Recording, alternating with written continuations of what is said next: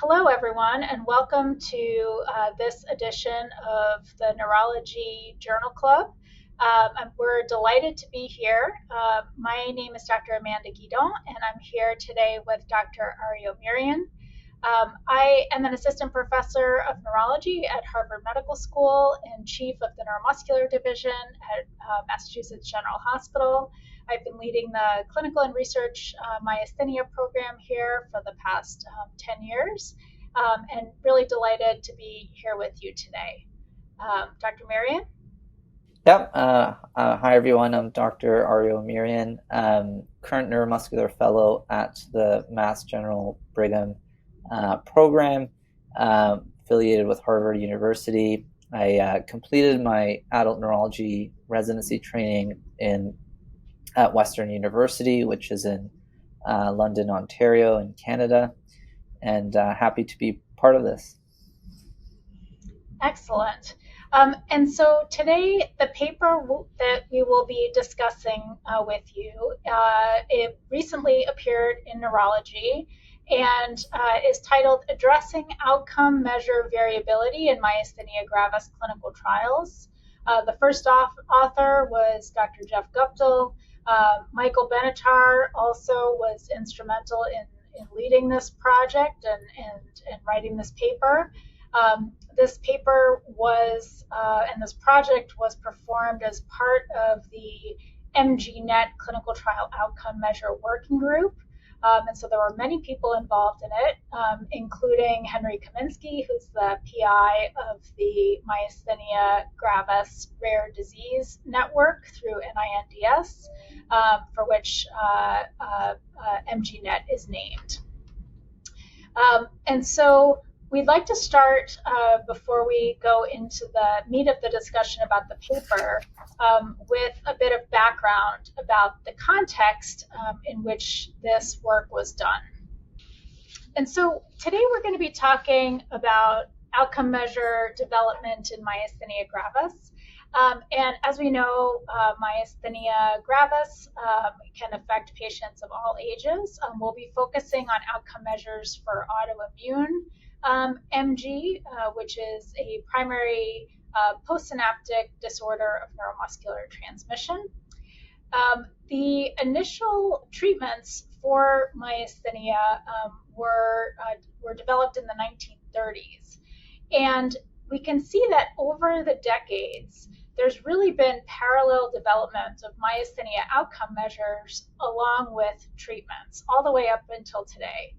And so when pyridostigmine was first discovered to be effective in myasthenia, really the only outcome measures that were available were clinical descriptions of individual patients and then mortality.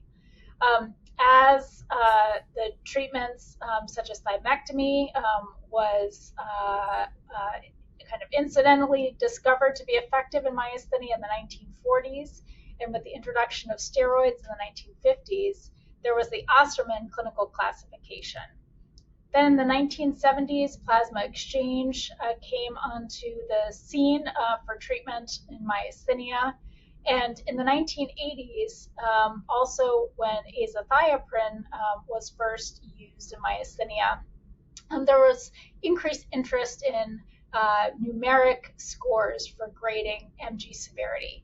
And many of those scores were weighted based on the importance of symptoms.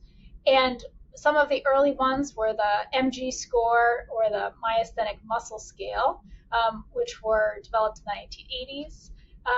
Then, along with the cyclosporin trials in the 1990s, the QMG was initially developed, and then right at the turn of the millennium, the MG-ADL was first introduced as outcome measures became more patient-centered and patient-reported.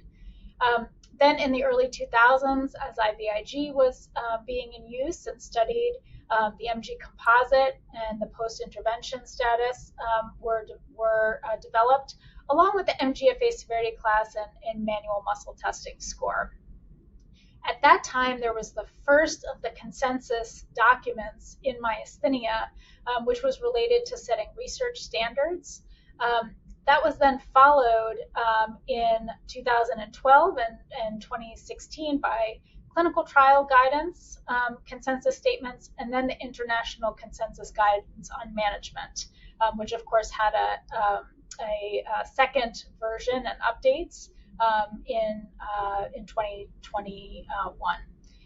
Then that brings us more into the contemporary era. In the 2010s, as there was the mycophenolate trial, the MGTX trial, and eculizumab, the MGQOL-15 and MGQOL-15 revised version, along with the MG impairment index, were developed. And all of these were available for use in the trials of a lot of the newer agents that we see today. So eculizumab, ravulizumab, efgartigimod, roxanolixizumab, and zilucoplan. And that brings us to the discussion of today's paper, which is really the fourth consensus document in myasthenia, which addresses the variability of these outcome measurements and ways that variability can be reduced. Why is this important? Well, there are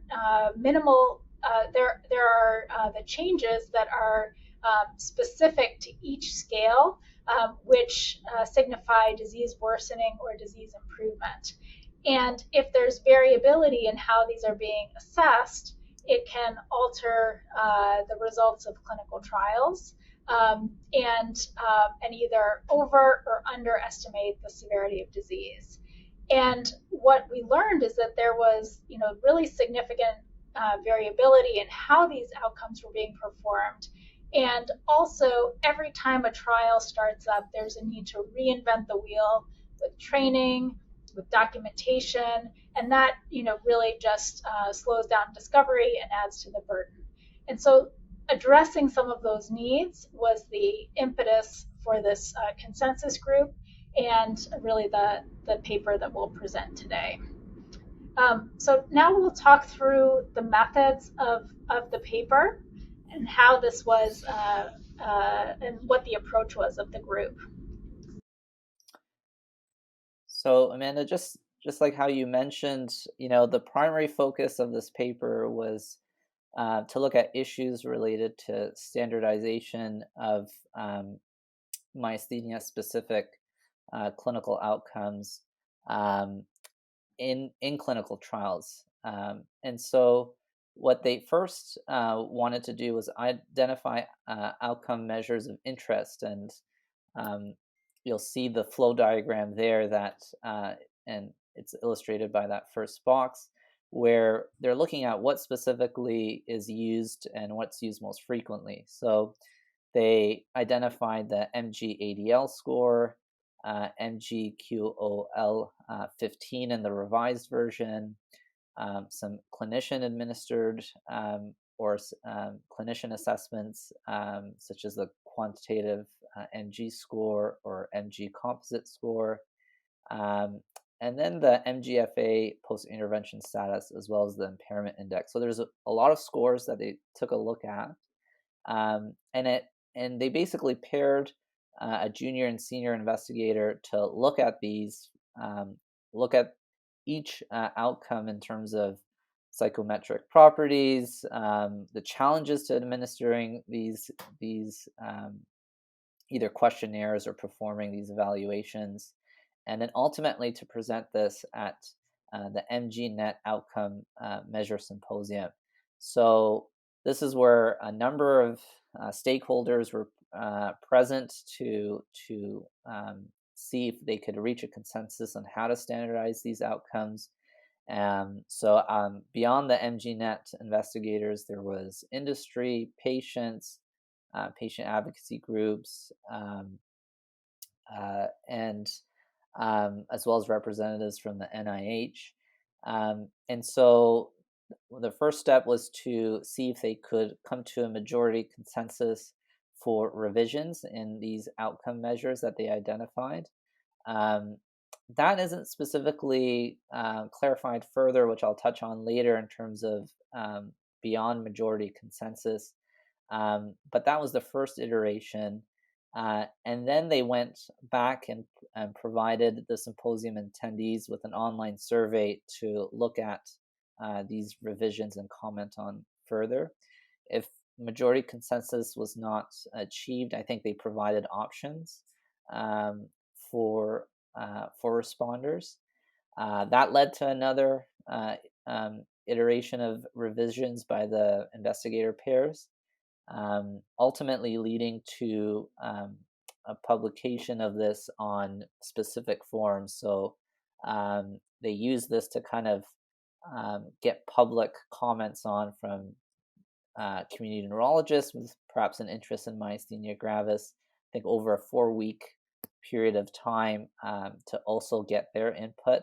And then finally incorporation of all that feedback and finalizing these measures to the last part, which hasn't been done yet, but development of training materials and implementation in clinical trials. So in terms of strengths and limitations, I'll touch on the strengths first, and some of which I've already talked about. So there's multiple iterations with a diverse stakeholder representation based off the MGNet symposium, and then getting public commentary, as well as different types of feedback. So I think they did a pretty good job of having what seems like in-person feedback as well as online. And then as well as having kind of a narrow but direct focus of the question was helpful. And then moving on to the limitations of the study design. So a couple things that came to mind. I guess one immediately was the lack of international representation. And then I think the second was maybe further defining majority consensus and delineating that further. And then I think other limitations are slightly brought out if we compare it to the Delphi process for achieving consensus. And one of the things is that the study did a good job of having feedback in a variety of ways, including online. But I don't think it was strictly anonymous nor collated feedback. So I think the collated feedback, I think you can argue perhaps that allows people in the Delphi process to kind of revise or think about their own comments by looking at others. The anonymous feedback portion is helpful for reducing groupthink, but I think that was also kind of captured for the most part in this study. And outside of that, I think the 4-week timeline for public commentary, I think is hard to say whether that's enough or not. We could also exclude this part. So those are some thoughts on strengths and limitations on the study design. Yeah, Ariel, I mean that's a great discussion. We always think about what the end goal is, and I think having led a Delphi process and then understanding what's involved in that, I think really this process being not Delphi was probably most well suited for this project. It was really a Herculean task to be able to do. And really a priority was getting a lot of people's input and different stakeholder input. And that is challenging to do in a Delphi process. And so, I think at some of the meetings there was discussion that kind of allowed people to see, points of view from the methods section. And so, while not as rigorous a consensus process, I think given the scope and the aims of the project, it was pretty well suited for what the the goal was. So I think next we can talk about the results and some of the individual scales that were presented. Some of the outcome measures that they looked at, we'll start off with some patient-reported questionnaires, which are the MG-ADL. And the MG-ADL is, again, patient-reported questionnaire that looks at the impact of myasthenia gravis on quality of life. So it's an 8-item list. I think it was initially developed to be administered by someone that was trained. And in terms of key recommendations, we've kind of listed here in the table format. I think they make it very clear that this should be self-reported, so completed by the patient only. They should be trained on self-administration, so perhaps on the initial assessments, so that can be done on subsequent visits, and then standardized to prior 7 days. So the responses are based on the last 7 days in terms of recall. And I think the last point was particularly important, is to get the responders to take a look at the average severity of their myasthenia-related symptoms when answering these questions. So those are some of the recommendations for MG-ADL. And then MG-QOL 15 revised is, again, another patient-reported questionnaire. And that's really looking at the impact of myasthenia on different domains: social well-being, psychological and physical.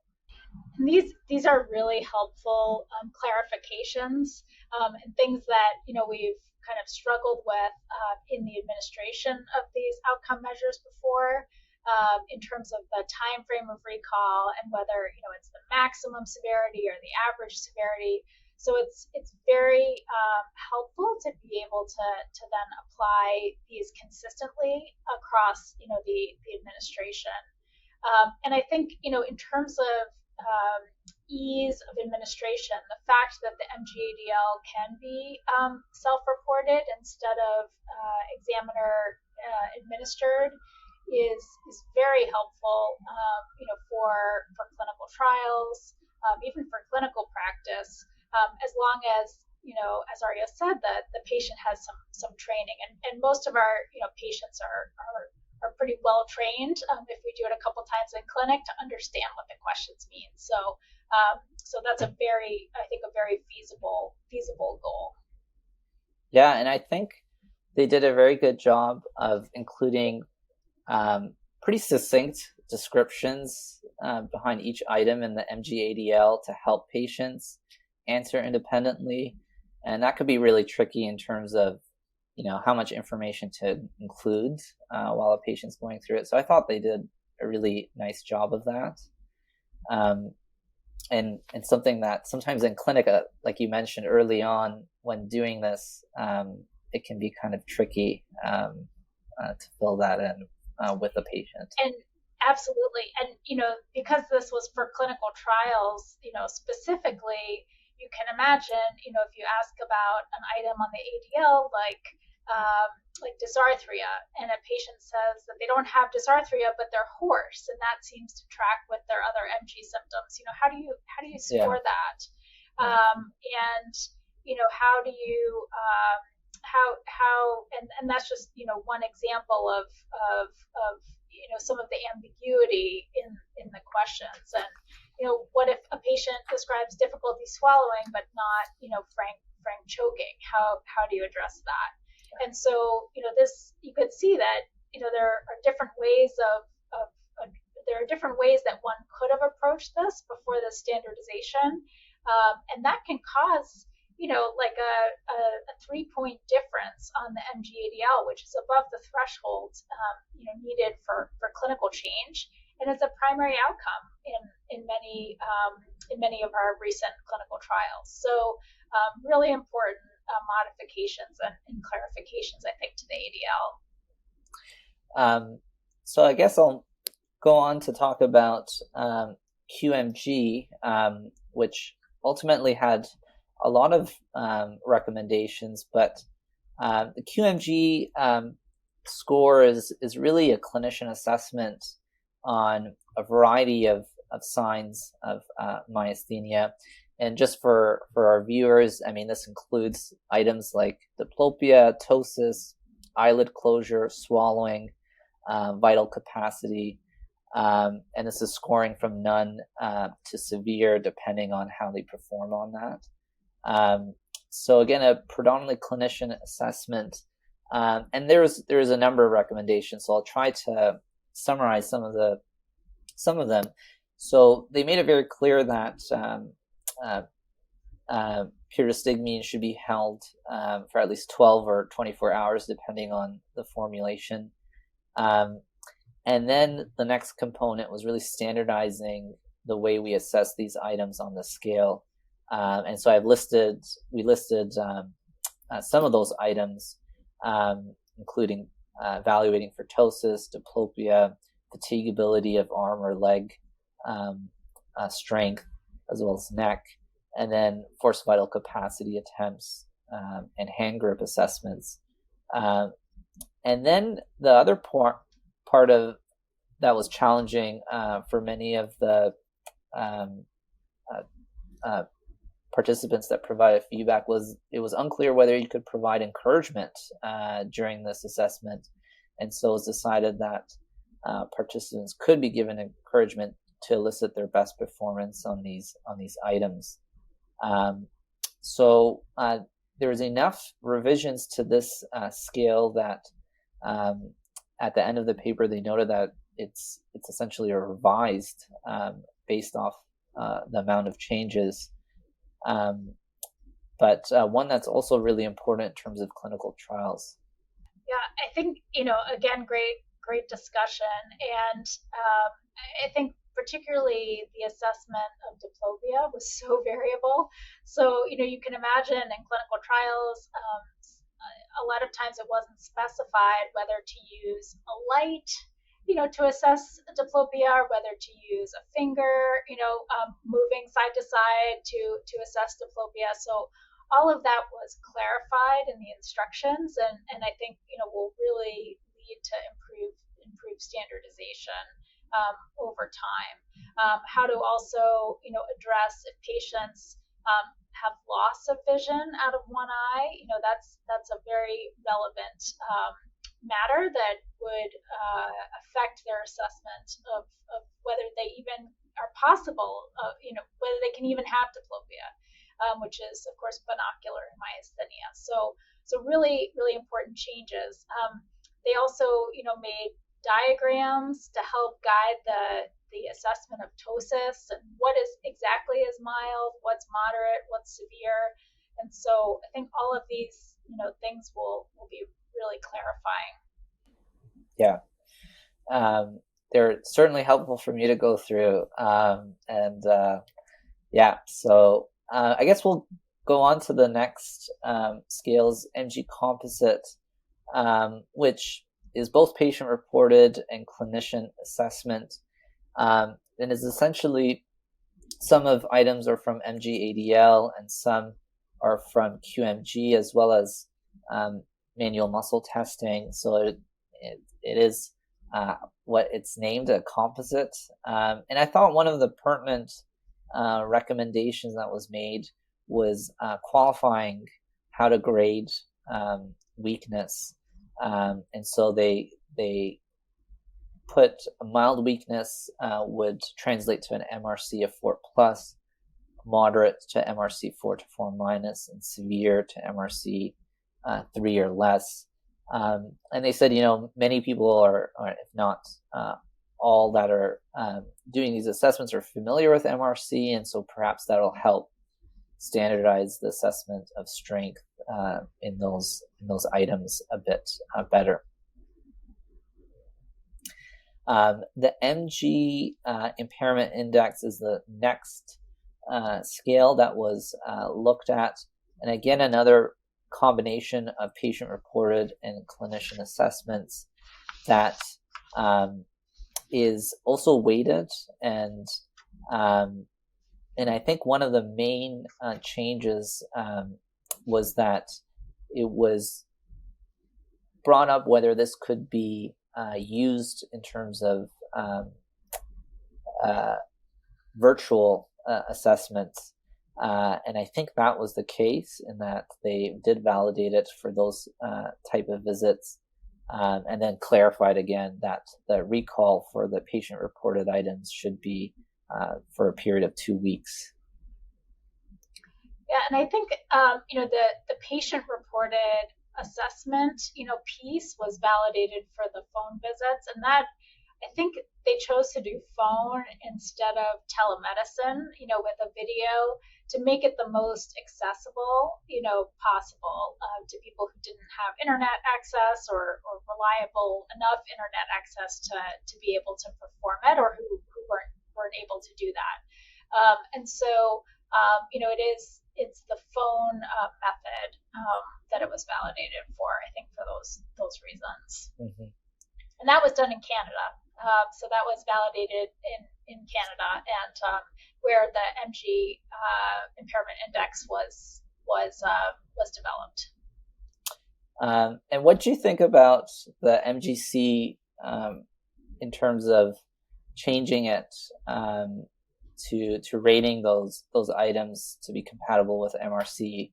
Do you still think that there's any issues with 4+ to versus 4? Yeah. I think that's a good question. That is really based on the manual muscle testing score. And when the manual muscle testing score was initially validated, the original paper, they looked at the inter-rater reliability between like attendings and trainees, yeah. and it was good. It was really good. So there's always a little bit of variety, but it was thought to really have good inter-rater reliability. And so I think the guidance is really helpful, particularly for people who see other disorders besides myasthenia. So, for example, in stroke, you might assess severe weakness differently. But what we know is that, if somebody has an MRC of 3 or less in a muscle, it's very functionally impairing. And so, in myasthenia. And so that's, very, I think, helpful for, to really be very clear about how those correlate. Mm-hmm. Because when you score, the MG composite, really you have to decide if weakness is mild, moderate, or severe.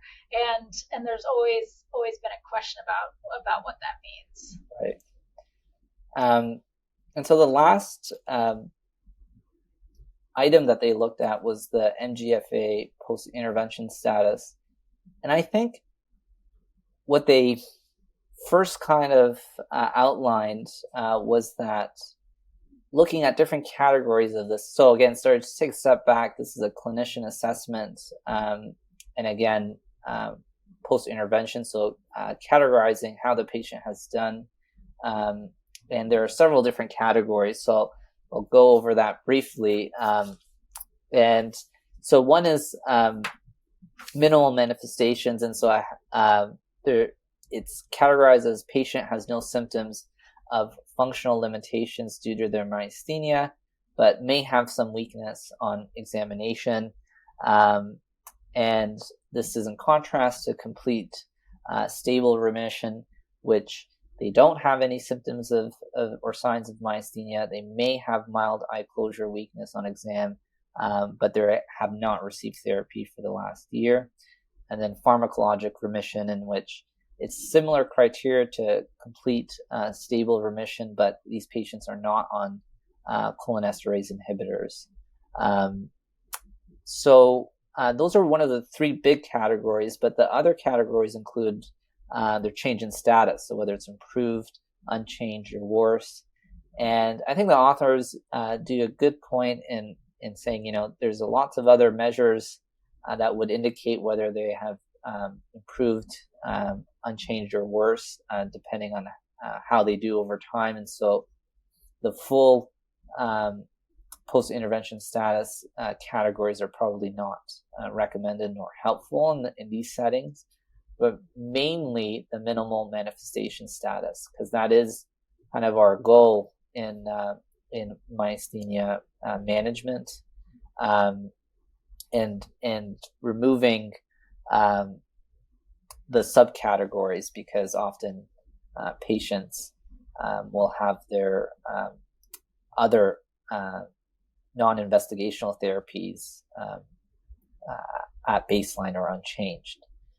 So I think it was mainly reinforcing that minimal manifestations is probably the most important thing to be looking at, and that the other subcategories are often not too helpful, at least in the clinical trials setting.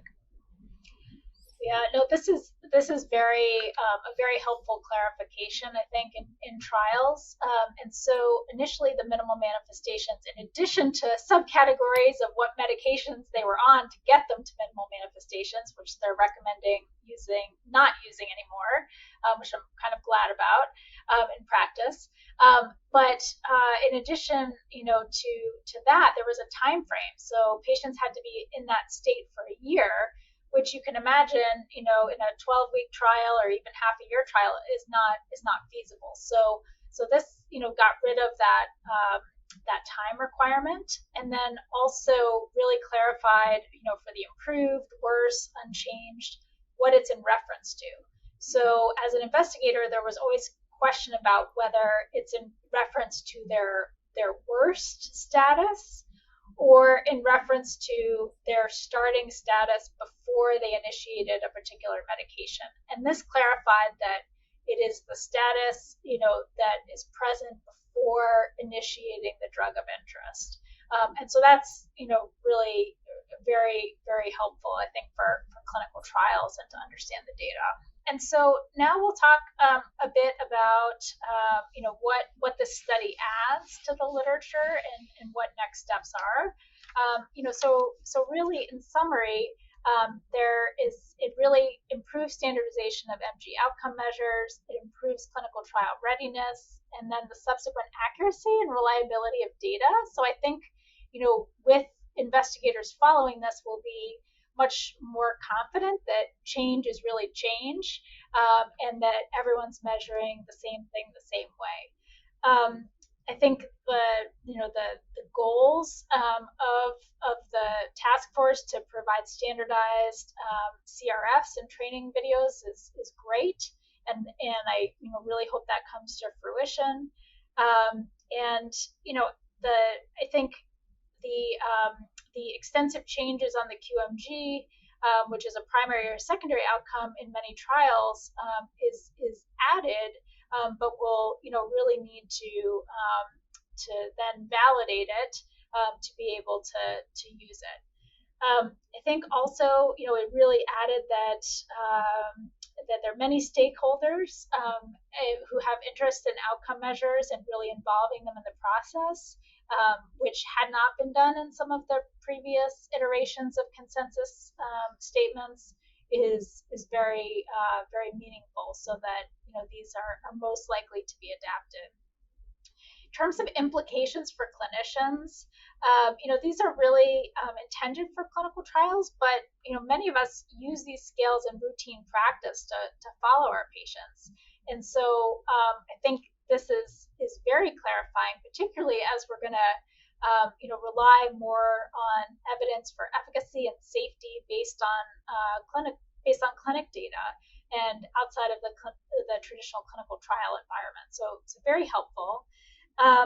And then, I think still the significance for clinicians is understanding that these, even though they're standardized, are still, kind of a snapshot of disease, and may not, represent all the fluctuations of disease that exist. And certainly the patient-reported outcomes are designed in that recall period to be able to capture fluctuations, but still, there's a need to capture fluctuations in weakness more objectively and at more time points. Other thoughts about what this adds, Ario? I not exactly from what you already kind of summarized. I think, although it wasn't intended for clinical settings or non-clinical trial settings, I think it'll be very helpful using documents in the supplemental portion of this paper, because going through the MG-ADL, the composite score, and so forth, like you said, we do that for our patients in clinic, and having a much more standardized way of doing that, either amongst fellows or whoever, in terms of seeing the patients, would be really helpful, especially with like you mentioned, all these newer So it sounds like you think medications. there's a really good role in training also. Yeah, exactly. For fellowship and people who are, learning how to take care of patients clinically with myasthenia. Yeah. Really, because that's a whole process in fellowship and beyond, of understanding disease heterogeneity also. And yeah. And the outcome scales, I think, really provide a window into that. Yeah. Yeah, absolutely. And so in terms of, next steps, we talked about, the QMG will need to be validated in its revised form. There are plans for dissemination across different languages, but that has not been done yet. And then just to point out that, these are scales that are really focused on adult patients with MG, and there is a need for additional scale development, and then also kind of a similar process in pediatric MG. And I think it's going to be so critical in implementation, both in trials and in practice, to really understand the best way to record these scales and to make it feasible, in a clinical trial, so that the clinical trials not the study visits are not very long, or in practice, in the context of a busy clinic. And I think there are projects in the works, to try to improve that documentation and ability for it to be adapted. We'll always need to see what the adherence is. And so, you can make recommendations in clinical trials. It's really hard to know whether they're being followed. And so that will be a key feature. And I think, it really just highlights that these are fantastic, outcome measures, which, as we saw in the beginning, have been, decades in the making. And this is a monumental project, but there's still a need, in outcome measures to reduce some of the potential variability in measurement, potentially with either digital biomarkers or central review and grading of scales, and then also to really be able to do frequent measures, to be able to assess that fluctuation in weakness. So this is a big step, like many things, but still many more to go.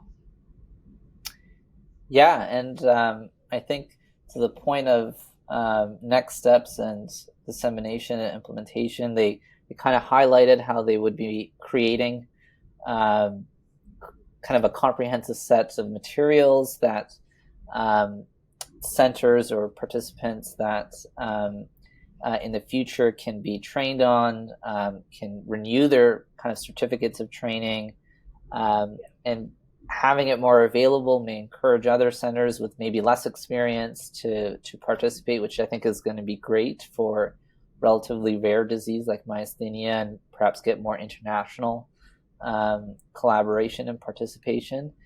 And I think some of the points that the paper made was great, and hopefully with standardization and training, we can see maybe less variability or standard deviations in these measures. Perhaps need less sample size for some of these trials. So a lot of potential positives. Yeah, excellent. Well, I think we've covered the paper, and encourage everyone to take a look at it, and also the supplemental tables where it goes into some of those details. And we just want to thank you so much again for joining this edition of the Neurology Journal Club. Thanks so much, and have a great day.